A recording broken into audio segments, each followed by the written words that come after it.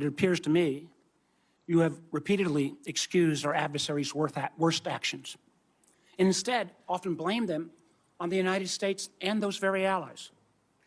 For example, you blame NATO for Russia's 2022 invasion of Ukraine. You rejected the conclusion that Assad used chemical weapons in Syria, despite it being the unanimous assessment of the then Trump administration's DOD, State Department, and IC, as well as the assessment of our European allies. Instead, you blame the United States for supporting terrorist groups in Syria.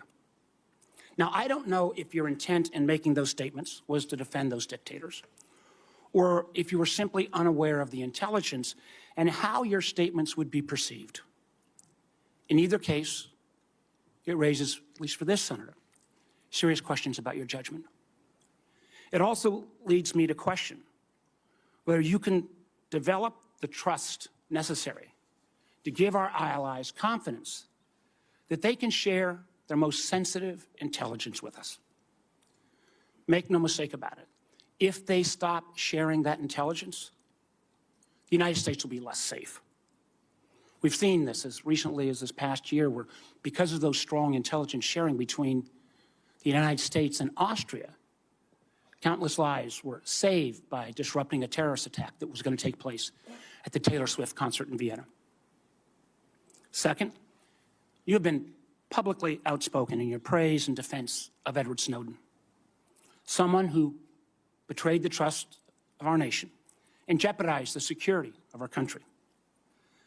The truth is, the vast majority of the information he stole and leaked before running off to China and Russia, might I add, had nothing to do with Americans' privacy and compromised our most important sources and methods.